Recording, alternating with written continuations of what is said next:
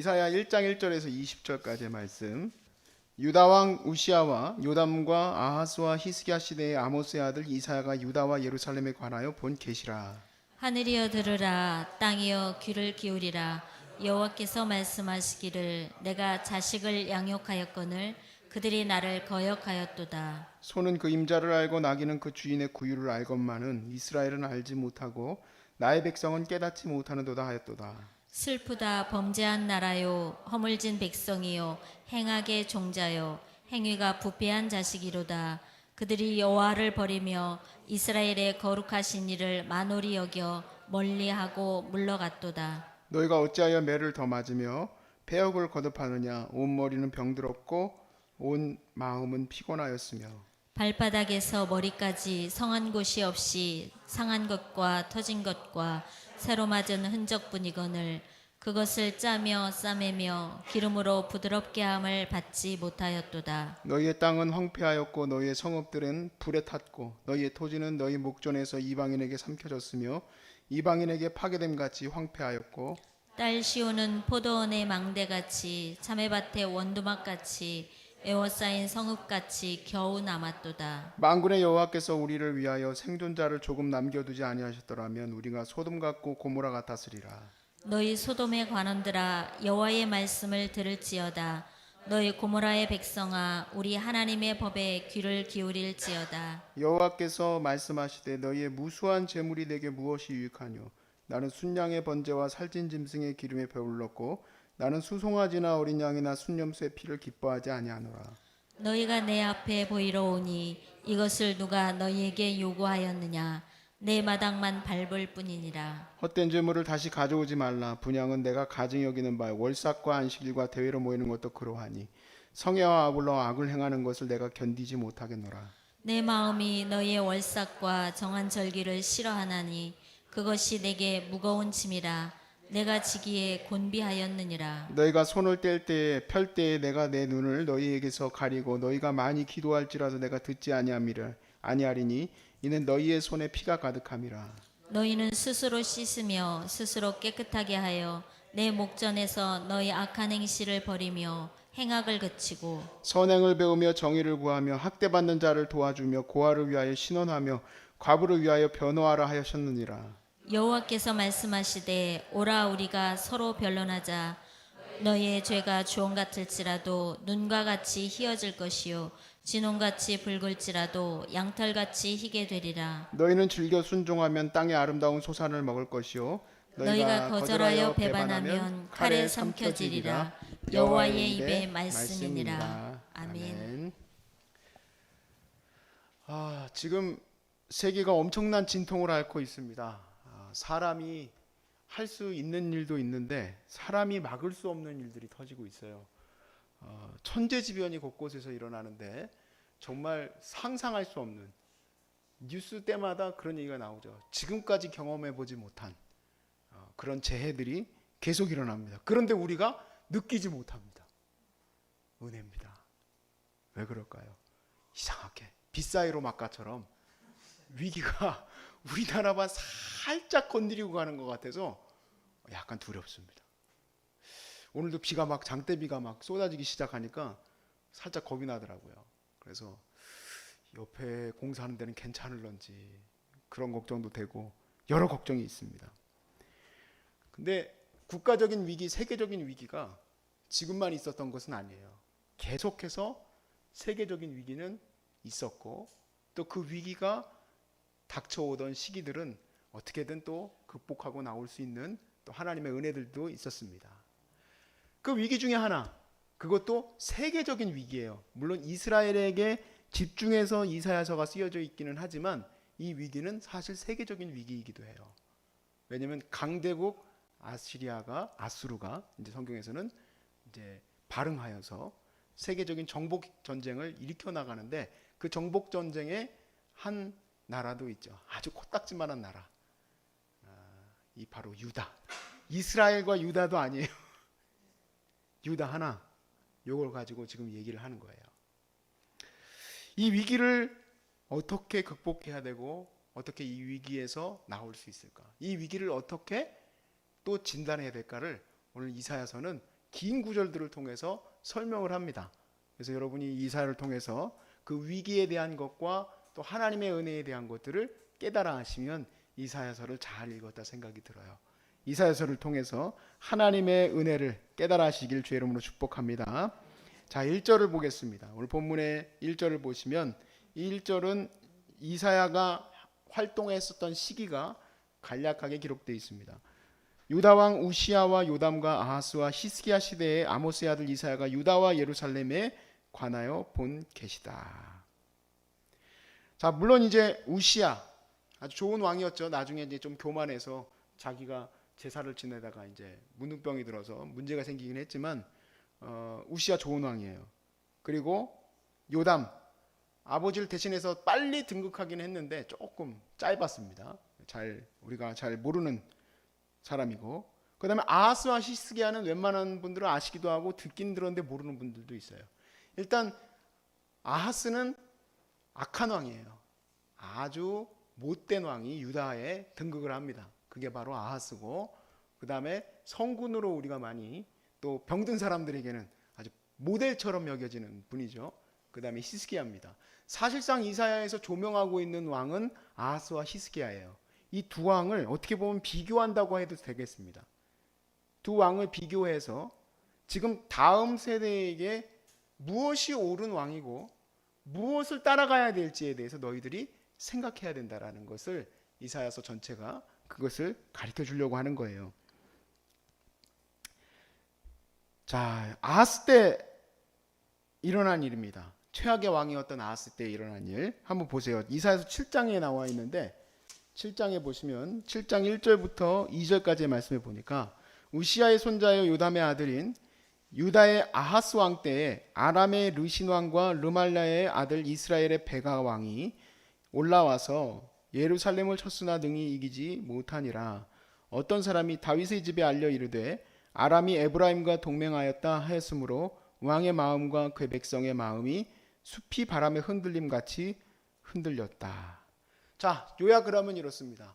북이스라엘과 아람이 연합을 해서 남유다를 침공한 겁니다.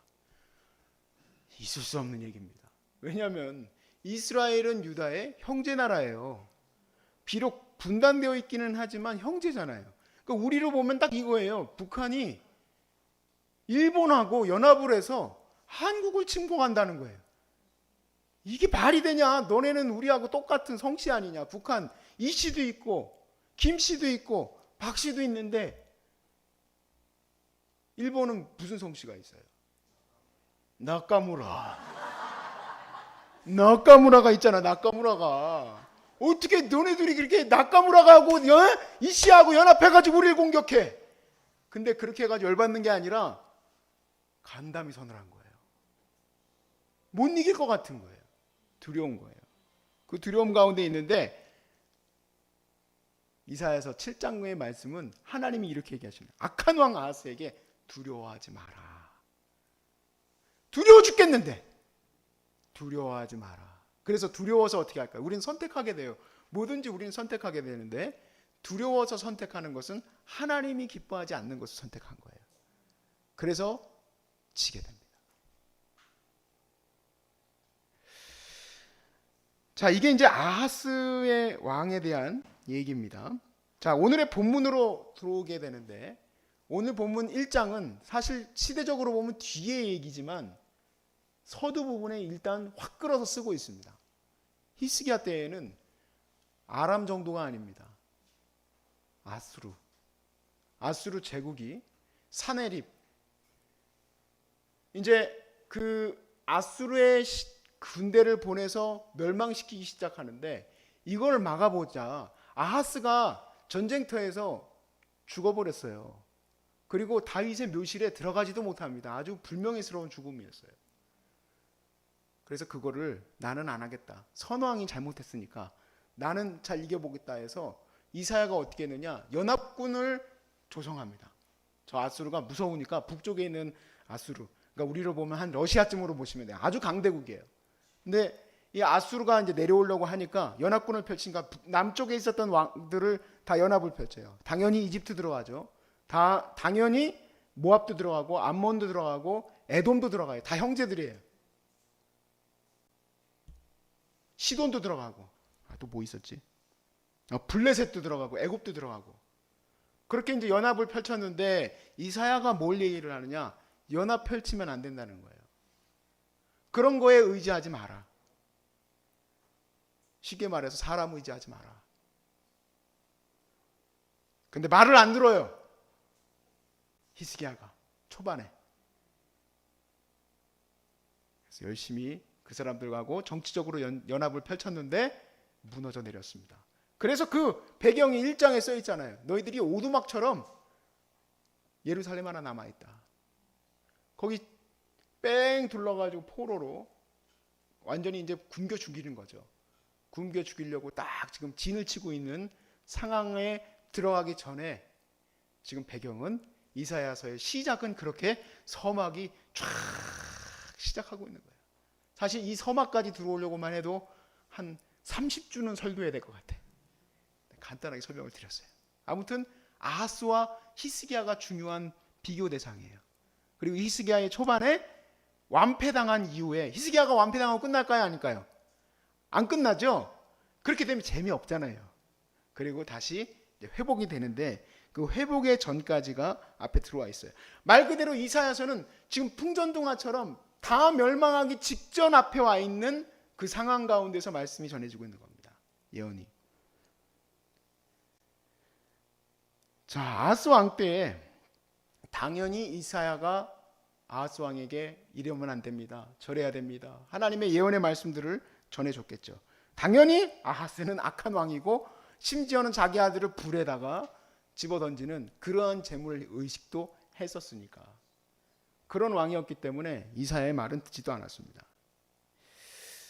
자, 그리고 이제 히스기야는 이사야에게 또 똑같이 이제 말씀을 듣게 되는데 그 말씀이 이제 오늘 본문에 나와 있습니다.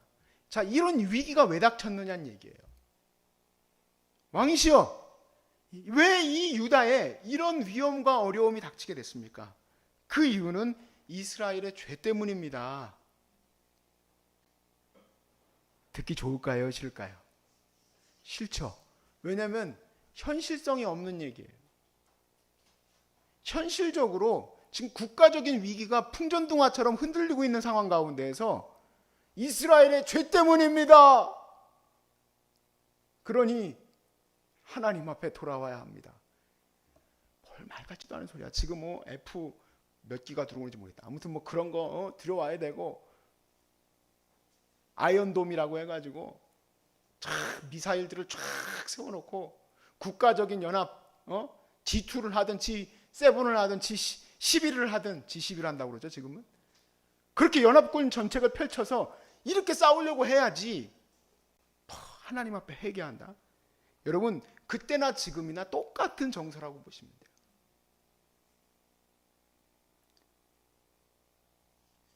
이스라엘은 결국에는 멸망합니다.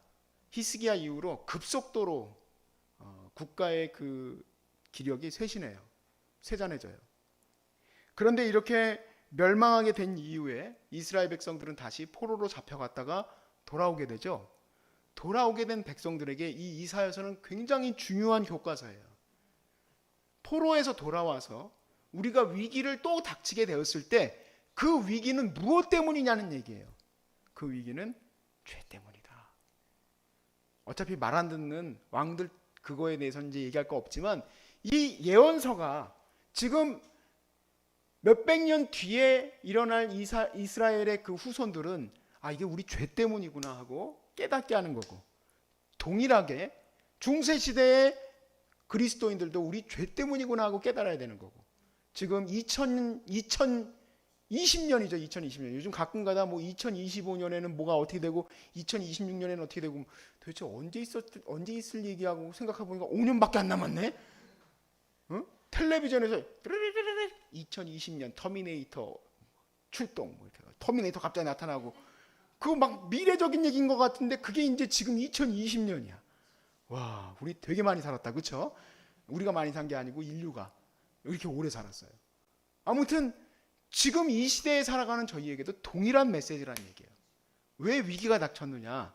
위기가 닥친 이유는 죄 때문이다. 여러분 받아들이십니까? 죄 때문이에요. 문제는 뭐냐면 이스라엘의 가장 심각한 문제이기도 하고 우리의 문제이기도 하고 히스기야의 문제이기도 하고 모든 자의 문제예요. 바로 뭐냐면 죄를 인식하지 못하는 것. 그 위기를 인식하지 못하는 불감증이 가장 큰 문제예요. 자, 2절부터 9절까지의 말씀만 보겠습니다.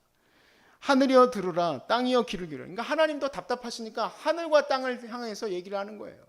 하늘이여 들으라, 땅이여 귀를 기울여라.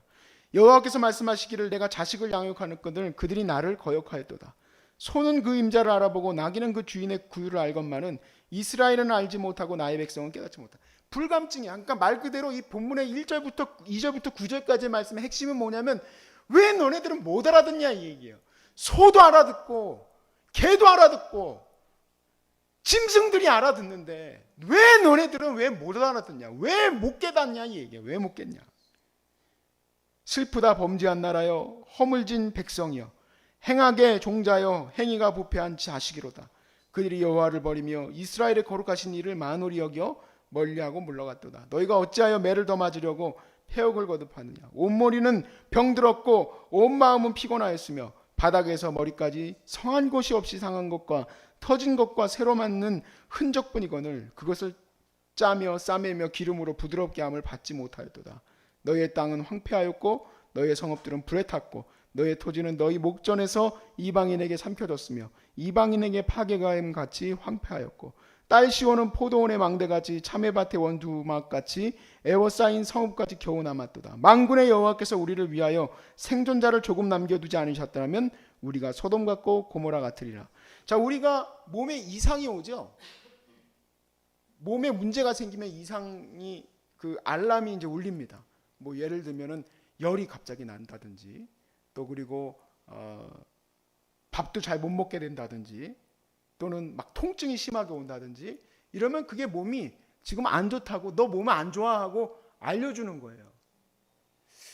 근데 저는 그런 수술이 있는지는 몰랐는데 그런 수술 받고 오는 분은 되게 받기가 어렵겠다는 생각을 했어요. 저는 왜냐하면 이분이 지금 병원 가야 되는지 안 하는지에 대해서 체크업하는 기준점이 있는데 몇 가지가 있어요. 이제 첫 번째는 당연히 밥 못 먹는 기준점을 제일 크게 보고 통증 관련된 것들도 있어요. 아무리 여러분이 진통제를 먹어도 통증이 어느 수준이 넘어가면 못 견디기 시작하거든요. 근데 통증 제거 수술이 있더라고요. 그래가지고 아예 통증을 못 느껴. 근데 그렇게 되면 뭐냐면 알람을 꺼버린 거예요. 이 소방 그 알람을 꺼버린 거하고 똑같아요. 물론 견디기 힘들지만 그게 이제 우리에게 알려주는 소식들이거든요. 근데 이 사람들은 지금 문제가 뭐냐면 나라적인 위기와 지금 엄청난 위협 속에서 계속 지금 몰려와서 딱 예루살렘만 남았잖아요. 오두막처럼. 잘못된 거예요, 잘된 거예요? 잘못된 거죠. 왜 오두막같이 예루살렘만 남았습니까? 오늘 이사야가 얘기하는 건 그거예요. 하나님이 너희를 불쌍히 여기시고 은혜를 주시려고 은혜로 요만큼 남겨놨다 이게. 너희들을 남겨놓지 않았으면은 소돔과 고모라처럼 끝났다 이 얘기예요. 끝났다. 그러면 핵심이 이겁니다. 왜 하나님이 살려주셨을까예요. 왜 하나님이 살려주셨을까? 이사야의 질문은 그거예요. 왜 하나님이 너희들을 남겨두셨을 거라고 생각하느냐? 답은 회개입니다. 죄 때문에 문제가 생겼으니까 하나님 앞에 회개하고 돌아오라는 얘기예요. 네가 지금 건강을 갖고 있는 이유가 뭐냐? 회개하라는 거예요. 회개. 근데 그 경고를 무시하고 가면은 이 인체에도 쇼크가 오는 것처럼 이 나라적으로도 심각한 쇼크가 오고 마는 거예요. 물론 그 쇼크는 돌이킬 수 없는 거죠. 완전 멸망이죠. 완전 멸망. 가장 큰 문제, 우리에게 가장 큰 문제는 막 우리의 삶이 디클라인을 가고 있어요. 점점 뭐 경제적으로 뭐 병이 오고 막 여러 가지 문제들이 한꺼번에 막 터지죠. 그럴 때 우리가 하나님 앞에 다시 서야 되는 사인으로 알고 정말 주여 내가 여기 있사오니 나를 불쌍히 여기소서 주여 주여 내 말 들으사 죄인오라 하실 때 날 부르소서의 그 죄인이 납니다 하고 주님 앞에 서는 사람들이 있는 반면에 어떤 사람들은 깨닫지 못하는 거예요. 알람을 듣지 못하는 거예요. 위기의식을 갖지 못하는 거예요. 그게 바로 영적인 불감증이에요. 이 이스라엘의 영적 불감증의 이유가 뭐냐? 이사야가 고발하고 있는 거는 너희가 제물을 드리고 너희가 월삭을 지키고 너희가 나에게 가져오는 희생제사가 나는 하나도 원치 않는다. 이유가 뭡니까? 이유가 15절에 얘기하죠. 너희가 손을 펼 때 내가 내 눈을 너희에게서 가리고 너희가 많이 기도할지라도 내가 듣지 아니하니 이는 너희의 손에 피가 가득함이라. 죄가 가득한 가운데 제물만 갖고 오면 뭐하냐는 얘기예요. 죄가 가장 큰 원인이에요. 그런데 그걸 불감하게 만드는 이유는 내가 예배 드리고 있으니까 나는 괜찮다고 생각하는, 그것이 가장 큰 문제예요. 오늘 우리가 살려면 회개밖에 없습니다. 우리가 이 마지막 때에 살려면, 물론 이 경고를 들을 수 있는 사람도 있고 못 듣는 사람도 있고, 어떤 사람들은 그래서 나보러 어떻게 하라는 얘기냐 하고 있는 사람들도 있을 수 있습니다. 나만 회개할 일도 아닙니다. 우리가 최선을 다해서 가능하면 많은 사람들이 회개할 수 있도록 열심히 기도해야 돼요. 또 열심히 참여시켜야 돼요. 그러한 참여들이 필요해요. 조나단 에드워드 목사님은 미국 교회들에게 회개운동의 역사를 같이 동참하고자 편지를 씁니다. 목사님들에게 함께 한날 한시에 같이 기도하자고 편지를 써요. 다들 무시했어요. 내가 당신하고 같이 예를 들면 월요일날 7시에 우리 회개하고 하나님 앞에 서도록 기도합시다. 이 나라의 부흥을 위해서 기도합시다. 이 부흥은 수적 부흥을 말하는 게 아니에요. 영적인 각성을 말하는 거예요. 영적인 각성. 근데 이 영적 각성을 일으키는 일을 위해서 같이 기도합시다 했을 때 귀찮은 일이죠. 그렇지만 그걸 다 편지를 썼더라고. 그러니까 그때 미국 대부흥 운동이 일어나죠. 지금 이 위기의 세대 속에 우리가 우리를 왜 이렇게 살려주셨을까? 그거를 깨달아 안다면 여러분 우리가 무엇을 해야 되는지 알 수 있습니다. 이거는 초등학교 애들도 이 문맥을 안다면 결과를 아는 것처럼 누구나 지식이 있고 의식이 있다면 알 수 있는 얘기예요. 다만 믿음이 없으면 못하는 얘기예요. 진짜 하나님 때문일까? 진짜 우리가 죄악이 얼마나 크다고 그렇게까지 하실까? 모르겠습니다. 우리도 소돔과 고모라처럼 다 멸망하게 될지 어떨지 알지 못하겠어요. 주님이 오실 날이 얼마 안 남긴 했지만 전해야 될 사람들은 많잖아요. 그러니까 우리가 다시 이 세대 앞에서 대한민국이 3만 불 시대를 넘어섰네. 대한민국이 지금 세계의 의료를 주도하고 있네. 이런 말들을 하지만 솔직히 얘기하면 아하스 시대에도 잘 살았습니다. 최고의 번영을 생각하며 아하스가 급진적으로 나라를 개혁해 나갔어요. 그렇지만 그 결과는 처참해요.